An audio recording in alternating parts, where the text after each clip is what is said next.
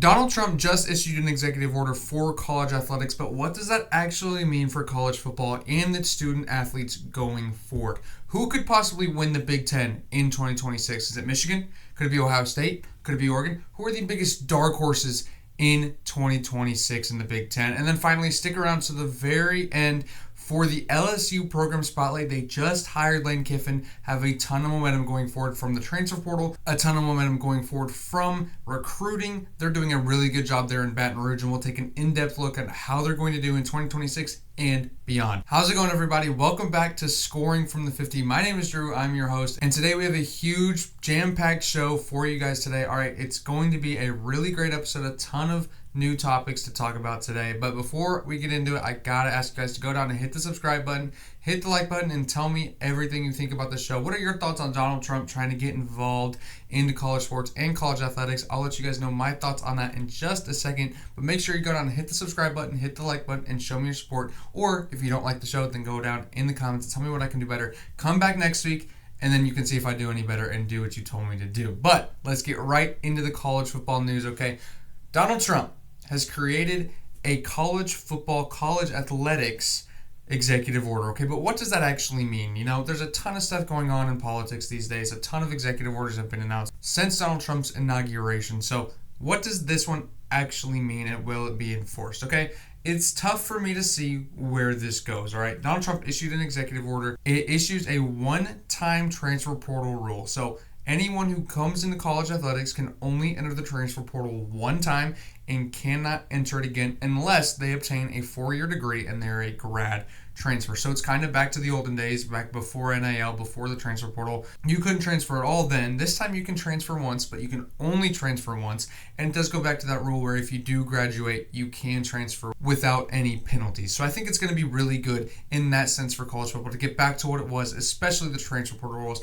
I think that transferring one time is a great thing, right? I think that's an amazing thing. But whenever you're jumping from program to program, chasing the most money, it's going to end up leading to your development being hurt, not only as a player, but as a person. We've talked about this many times on the show.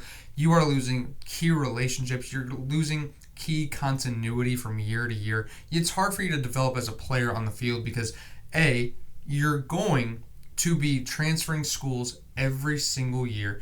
You are going to be using a new development plan every single year because you're going into a new training facility. You're going into a new athletic department. You're doing completely different things. They have a completely different belief on how they think how you should be developing your body and what you need to do to develop and perform at your highest level. So that's going to really hinder your ability to develop as a player. But B, as a person, you're also going to lose a ton of relationships. You're going to be losing the relationships that you have with the head coach, with your position coach, with your players. You are going to be losing a lot of relationships that would help you down the line, but instead a lot of players are now burning bridges that they shouldn't be and cutting off that connection that they have with the school or have with a certain coach. That is going to hinder players' abilities to come back to where they came from after they retire, whenever they're in the NFL and everything. So that's going to be really difficult for players to create that connection, create that bond with their school and with their program. Now, not only that, but they also introduced the 5-for-5 model. Look, a lot of people have been asking for this. It's the rule. It gets rid of red shirts almost entirely. You have 5 years to play 5 years, right? There's no red shirt seniors anymore playing 5 years and some only get 4 years of eligibility. No, everyone gets 5 years of eligibility. No red shirts, none of that, nothing like that. No, this year doesn't count. It's 5 years. You have 5 years to get on the field, play, and prove that you are a NFL player and prove that you were able to play in the NFL, play at a professional level.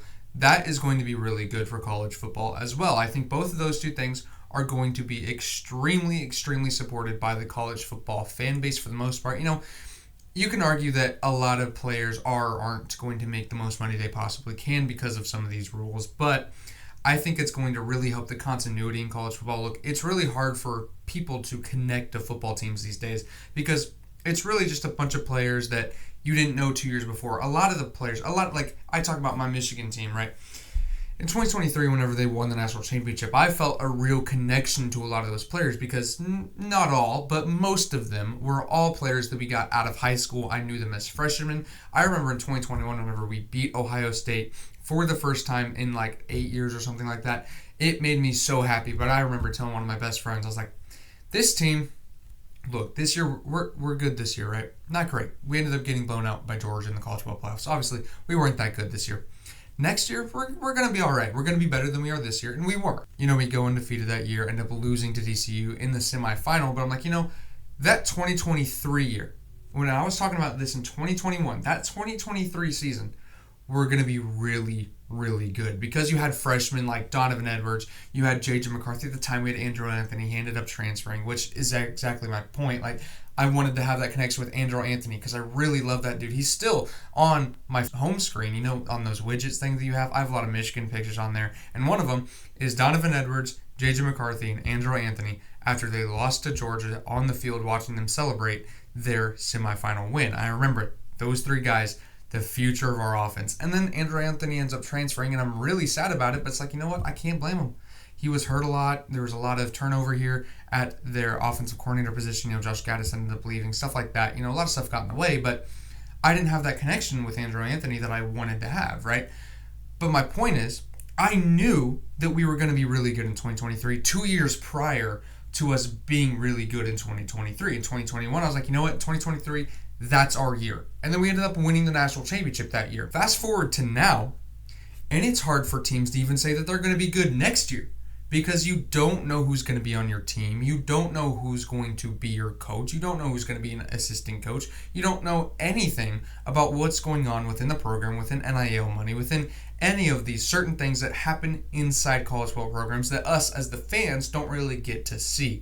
So I think that these 5-for-5 model, one-time transfer rules, that's going to be a great idea in theory for college football, and I love that those ideas are on the plate. I hope that those continue to be supported and they end up going through, but the problem is that I don't know if it's going to be supported. Look, it's going to be really easy, and I'm talking about politics here, right? So if you don't want to hear about politics, just skip forward. I'm a 19-year-old kid. I'm probably not the one to be talking about this, but from what I've interpreted as what's going to happen with this executive order, I don't see a way that it goes through because A, Trump isn't very popular within Democratic circles right now, and it's been very, very, very easy for Democrats to be able to shut down a lot of what Trump is doing, right? So whenever Trump wants to get something as, as mundane or kind of normal or not as important as, people in Congress would see, I see it as the most important thing. But, congressmen, House members, they don't really see that as number one priority. I think that there's like a war going on in Iran or some like immigration problems. I don't know if you guys have heard about that. It's kind of, not so mainstream. Obviously, I'm joking here, but it is very, very tough for me to see a way that it gets supported by enough Republicans and enough Democrats to really go through it and become like a true law that it's not able to do this. And I say this because it's already been proven in court that a lot of this isn't legal. The whole transfer portal thing, it got proven in court that the NCAA can't enforce those laws. They can't force people to not have the freedom to move schools, right? That's the whole point of why we had a ton of cases back then. NIL, same thing. It's been proven in court that you can't enforce rules against this because it's against the economy, it's against free will, it's against all these different laws that the U.S. has, right? So it's going to be really hard for me to see, those getting overturned. And then this is going to lead to the biggest problem, in my opinion, is that now schools and players have to decide whether they follow the court order or the court case that already got proved that, hey, you can't limit these things. Or do they listen to the executive order from the literal president, Donald Trump, and say, well, it's the president, we have to listen to him, it's an executive order, we have to do what this says, right? So that's going to cause a really, really, really bad things going forward. I think a lot of lawsuits are going to come from this. I don't see this as a really good thing for college football. I think it's great in theory. I think it's great down the road whenever we can get antitrust rules, whenever we can get Congress on our side and get all these different things. I think that would be great down the road. I just don't think college football is ready for it yet because right now it's so much going on. There's so many court cases. It feels like at least 3 or 4 times a year we're talking about the NCAA, college football players, or anything like that in court against each other. And it's tough for me to see a way that just an executive order can fix all these things all at once. Okay, welcome back to the show. If you did skip forward to the end of the politics segment, okay? But now let's get into actual football, all right? Who are the biggest Big Ten dark horses going into 2026? And my number one team is going to be my Michigan Wolverines. Okay, the first 2 teams I want to talk about aren't huge like dark horses. A lot of people will be talking about them going throughout the season, but I'm talking about them actually winning the Big Ten. Not a lot of people are going to have my Michigan Wolverines winning the Big Ten, and for good reason, right? But I think that they're a dark horse for a reason. Obviously, they have Bryce Underwood. He is the number one recruit in 2025. I'm sure you guys have heard enough about that, right? But he has done a really good job developing, I think, under the circumstances that he had last year against Sharon Moore. What a terrible guy. What a terrible coach. We've talked about this so many times on the show. We don't need to talk about him. But going forward, now you have a real football coach in Kyle Whittingham. You have a real quarterbacks coach because he didn't have one last year. You have an offensive coordinator that knows what he's doing. I think that there's going to be a huge jump from the freshman year to the sophomore year for Bryce Underwood. And another huge reason for that is the additions that they got in the transfer portal. J.J. Buchanan and Jamie French, two wide receivers that are going to be really, really, really good next year. J.J. Buchanan was one of the best freshmen in the country last year at Utah. He did a really, really good job there playing as a freshman and being productive. Not just playing, but being productive as well. Jamie French, kind of the opposite. He didn't play a lot as a former 5-star at Texas, but that's a loaded wide receiver room, so I don't know if you expect him to play very much. He didn't. They ended up bringing Cam Coleman in, so he's like, okay, I see the writing on the wall. I'm not going to play very much next year either. Hits the transfer portal, lands as a Michigan Wolverine, and then you pair both of these wide receivers with a guy like Andrew Marsh, who's, in my opinion, probably a top 3 round pick in the NFL draft in a few years.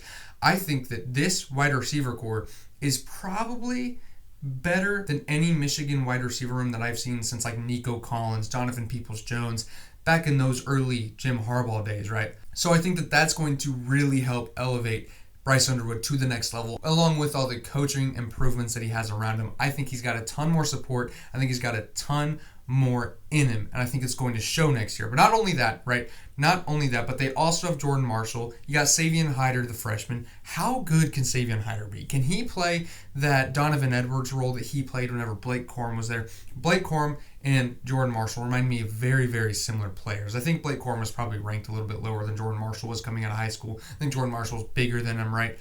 You know, Blake Corum's only about 5'8", so obviously Jordan Marshall's going to be a little bit bigger than him. So I think Jordan Marshall has the potential to be one of the best running backs in the country. We saw that a lot last year whenever Justice Haynes ended up going down with an injury, and then Jordan Marshall came in and played a ton with the Michigan Wolverines, was one of the best running backs in the Big Ten, and I think he's just going to take another step forward going into 2026. And then you pair him with a guy like Savion Hyder, who has been called one of the best running back prospects that we've seen since about Saquon Barkley. So a lot of potential there for the running backs room and a ton of room to improve for the wide receiver room as well. For the first time in my life, I'm going into a Michigan season where I'm more worried about the defense than the offense, and that scares me a lot, okay? The linebacker core just lost so much from last year. I think it's going to be really, really, really tough for them to replace all that. Jayshon Barnum, you look at Ernest Hausman, a lot of guys that ended up leaving the Michigan program to go to the NFL or go in the transfer portal. Either one, that's going to be a huge question mark, is the linebackers for Michigan. If they can get that figured out, if Savion Hyder becomes that Donovan Edwards that he was whenever Blake Corum was there, I think that Michigan has a decent chance to go and win the Big Ten. Now, my number 2 team for the dark horses in the Big Ten is going to be USC, okay? Again, similar story to Michigan. A lot of people are going to be talking to them, but I just don't think a lot of people are going to be talking about them winning the Big Ten, right? And I believe this because of Jaden Mayava. Jaden Mayava is one of the best quarterbacks in the country, in my opinion. He's got a ton of potential. Fits that Lincoln Riley system extremely well. We just talked about it not that long ago in the USC program spotlight about a week or so ago. I think it was 2 weeks ago. He did a really good job last year of staying within the system and making the correct plays. Can they replace Mekhi Lemon? That's what I have a question with. Zacharias Williams is going to be a really, really important player on that offensive side of the ball. They're finally running the ball extremely well there at USC. Can they continue to throw the ball the way that they have under Lincoln Riley for the past few years? I don't know. Zacharias Williams is going to be a key part of that. If he can step up, if he can make the next play, then he can make that offense extremely good. If not, then it's going to be kind of a run-first offense, and I don't think that that's what Lincoln Riley wants to do. In fact, I know that because he never has. So I think in terms of the USC offense, and this is kind of rare, but I think that they're going to have to throw the ball to set up the run. We talked about this a lot with Ohio State last year, and I don't think that they did that enough. They needed to throw the ball with their big receivers, with their big quarterback. They needed to throw the ball to open up lanes for Bo Jackson to go in and run the football right down people's throats. Same thing with USC. I think that that's what they're going to try and do next year. A lot of potential with that offense. Can they continue to play good defense? Their defense has gotten a lot better from a few years ago whenever it was absolutely abysmal, right? You had a ton of good coaches in there. They lost D'Anton Lynn. their defensive coordinator from last year, but they bring in an experienced guy like Gary Patterson, who's been everywhere. He's been in the NFL, been in college. He's been a really good coach. He's been a really good coach for a long time now. I think he has a ton of potential with that defense. Can he really connect to the college players? I think he's coming from the NFL right now. So if he can connect with the players, if he can do what he needs to do and really connect with the players, get them to trust the process, get them to believe in his theories and his beliefs, then yes, that's going to be a really good defense again. If he can't do that, that's whenever it's going to start going downhill for USC. So that's the only worry that I have for them. The wide receiver room in the defensive side of the ball, can they continue to be as good as they have been? We'll see for USC going forward. And then my really true dark horse that I think nobody's going to be talking enough about is going to be the Washington Huskies, okay? Look, we all know the Damon Williams saga. That was an extremely big distraction from that offense and from that entire team, really, because that quarterback is who you die for. That quarterback is who you're like, you know what? I can get behind him. He's the leader of our team. I would die for that guy on the field. I'm going to play my heart out for him. Does he get that out of his teammates in 2026? Look, it's a new age of college football, right? Maybe now, we don't know how the players think. Maybe now we're like, you know what? He tried to go to LSU. He tried to get the biggest bag he could, and I would do the exact same thing that he would. So I can't blame him. And you know what? I would be like that. I would be, you know what? I'd do the same thing. I'd be mad at him at first. I'd be mad like, you're trying to leave us. You're trying to ditch us. You want to go to LSU. You want to go just make it easy for yourself. You're going to ditch us like that? But then I would think about it. And this is how I've kind of been the past couple months since this whole thing happened. You know, I would have been doing this exact same thing if I were saying, you know? Like, you're going to go play for one of the best offensive minds in the country. One of the best offensive minds that we've ever seen, really. You're going to go get paid a ton of money. You're going to go be playing with a really big brand. What's the downside there? So yeah, I would do the exact same thing that Damon Williams just tried to do, even if he wasn't able to do it. So it's going to be tough for him to really win back that locker room, but we'll see if he can going forward. But not only that, but they have a really good head coach in Jed Fish. He's won a lot at Arizona. He's really turned around that program. He's really done the best he could with all the transfers that happened after Kalen DeBoer left. He's done a really good job there getting them back to winning ways. But the only issue is going to be if they can get that locker room together. If that locker room is really playing for one another, then we'll see. I think that they can possibly win the Big Ten. If not, then they will have no shot. But speaking of LSU, okay, let's get into the LSU program spotlight here at the very end of the show. Look, they had a really good start under the Brian Kelly era, right? They went 10-4 in 2022 and made the SEC championship. And then they went 10-3 in 2023.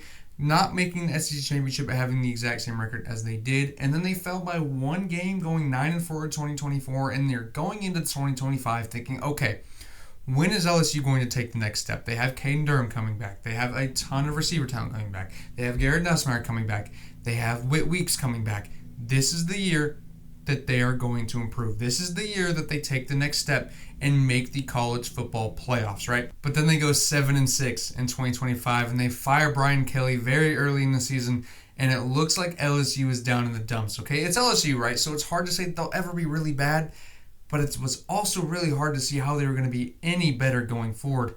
And then you start to hear rumblings. You start to hear rumblings about Lane Kiffin being interested. Lane Kiffin will not put down those rumors that he might be interested in LSU. And then it gets more intense, and it's building, and then you got Marty Smith being held hostage in the Ole Miss training facility, and then he goes to LSU, and there's a ton of media on it, and then they're going to LSU, and everybody's talking about LSU, right? And everyone's talking about how great this is for LSU. They hired a coach that just backed out of his team. They just hired a coach who is well known for hitting on college students and being this really odd guy, right? He kind of found a home there in Ole Miss. He thought that he was finally changed and finally found his home in Oxford, Mississippi, and then he backstabs him just like that. Goes to LSU, and now he's the head football coach at LSU. I get why you're excited, right? Because it's the guy that you want. It's the guy that your program wanted. It's the guy that your school wanted at LSU. But I wouldn't be very excited if I hired that guy. I just wouldn't. He's not, in my opinion, I don't think he's a very good coach. I think he's a good coach. I take that back. I think he's a good coach. I don't think he's a great coach. You know, he had his team that was, in playoff contention, right? But then he left. He doesn't have any playoff wins. He doesn't have any big national wins. He beat Alabama that one time, right? But it's hard for me to see how much better Lane Kiffin will get at LSU in today's day and age than he was at Ole Miss. I think Ole Miss has been one of the best NIL-funded teams in the country. I think they're going to continue to be that under Pete Golding. LSU will be too, but I don't see how much better you can get. I can see him making the playoffs. I don't know if he'll ever win a national championship there. We'll see. I'm not going to definitively say right now that he's not going to win a national championship, but I can't guarantee that. A lot of people are guaranteeing that. I don't guarantee that at all. I think they got a lot of media. I think everyone knows how good of an offensive mind Lane Kiffin is, but can he continue that? Can he sustain that? Can he have a program that's good enough to win the national championship? We'll see. We'll see. Look, again, like I said, they got a lot of media attention, and I think that that's what led to the number 5 transfer portal in the country. They got Sam Leavitt, a 2-year starter, year and a half year starter at Arizona State. He was really good 2 years ago, got hurt last year. That 2024 season, he was really, really, really good. One of the best freshmen in the country that year. Took Arizona going toe-to-toe with Texas in the college football playoff quarterfinals. A huge, huge get for LSU in that offense. Not only did they get Sam Leavitt, like I said, it's the number 5 transfer portal class in the country, and that's factoring in, all the players that left as well. This is according to On3, if you want to go check. According to On3, they have the number 5 transfer portal class, and that includes people that came in and people that went out. So if you're looking at guys that just came in, it's probably the number 1 transfer portal class in the country. So they got Sam Leavitt, then they get Prince William from Ole Miss, one of the best edge rushers in the country. He's going to make an instant impact on that defense. And then you throw in a guy like Jordan Seaton, the offensive tackle from Colorado, started 2 years there, a huge, huge 5-star player. Another dude that left his former team in kind of, odd situations with him, wanting a video of him announcing that, he's coming back to Colorado, and then he used that video to announce that he's leaving for LSU. So, kind of iffy there as well with Jordan Seaton, but he'll fit right in with Lane Kiffin, okay? That is going to be a really good offense, especially with protection like Jordan Seaton on the offensive line. Next is Houston Street. Look, he's not going to play this year. Like I said, they got Sam Leavitt. He was a true freshman there at USC last year. He's going to be an absolute superstar one day, just not yet, okay? He's going to sit a year behind Sam Leavitt, but now they have, not only do they have good players now, not only will they be good in 2026, not only will they be competing for the college football playoff spot, they will be set up for the future extremely well with Jordan Seaton. Now let's look into next season, okay? They have to play Clemson, Texas A&M, Alabama, and Texas all at home next year. That is a really, really tough schedule, okay? You're really happy that all those teams are coming to Baton Rouge and having to play in Death Valley. Clemson has to play in the real Death Valley if you're an LSU fan. If you're an LSU season ticket holder, you're thrilled with that home slate. But that's going to be really tough to get through all that. Again, only 2 losses are usually allowed in the college football system now. It's going to be tough to not lose more than 2 games with the schedule, because not only do they have to play those 4 teams at home, but they also have to travel to Oxford, Mississippi, which is going to be must-see TV, by the way. That's a day that I think you got to ask off for work. If you have work those days, if you work on Saturday, get off work, get out of your obligations, whatever you have to do that day, to get to a TV to watch Ole Miss and LSU play in Oxford, Mississippi. That's going to be the number 1 most watched regular season game outside of rivalry weekend. That's going to be awesome, right? But then you also have to go to Tennessee, another former school of Lane Kiffin, which is going to be extremely interesting. Left that school in disgrace, a whole different story. Ole Miss and Tennessee away from home, that's going to be tough. Those 2 fan bases are going to be very loud. Those 2 fan bases are going to want to win that game very, very badly. That's going to be 2 games that you have to watch next year in 2026. But looking past 2026, let's look into the future, okay? Their recruiting classes have been extremely good. 7th in 2024, they got the defensive tackle, Dominic McKinney. He's going to be really good. He's a former 5-star talent, and then another 5-star in that class. They've gotten 2 each of the past 3 years. Trey'Dez Green, another really good player. He's going to be really good in 2026. Finally developing, coming into his own as a player. He's going to be extremely reliable. DJ Pickett and Harlan Berry, 2 former 5-star players. DJ Pickett was a dude that everyone wanted out of high school. Visited a ton of different places. Landed at LSU. He's a really good cornerback. He's going to be a huge, huge factor on that defensive side of the ball, with the offensive being already as good as it is, right? Then you throw in a guy like Harlan Berry, another really good player. He's really coming into his own. You had Caden Durham, who was all right. He had a few really big runs, but outside of that, just really, really tough to watch that LSU run game. Harlan Berry's going to try and come in and fix that. Now, going into 2026, right? Lamar Brown, Richard Anderson, two really good players that are also going to have big impacts. Maybe not this upcoming year, but definitely in the future, going to be really big additions for LSU. So not only were they kind of bad last year, but I think that they're going to improve going forward. LSU next year is going to be really good with that transfer portal class, and then going past that, they're going to be extremely good with the recruiting classes that they've had the past few years in the 2027 class as well. So a ton of bright things going forward for LSU in the future. Now that's going to do it for the show. Okay, tonight we got a huge game, the national championship. My Michigan Wolverines. Hopefully you guys are watching this tomorrow, and the Michigan Wolverines are the basketball national champions. Okay, I got my 1998 Rose Bowl shirt. Look, one of my favorite shirts that I know. I got it in Ann Arbor whenever I went to the Ohio State-Michigan game this past year. Really good memory, not only with this shirt, but it's a sick shirt. 1998 Rose Bowl. I was born in 2007. I didn't even get to watch this game. All I know is that it is the game that we won the national championship in. So it's a really, really, really good time to be Michigan Wolverine. But I hope you guys really enjoy the national championship in basketball tonight. I guess it's last night, by the time that this comes out. So hope you guys really have a great time watching that basketball game. And then it's really time to start looking ahead to college football season, man. I can't wait. It's going to start getting exciting. Stick around. Go down, hit the subscribe button so you stay tuned for every single episode. Thank you guys so much for watching, and I'll see you guys next time.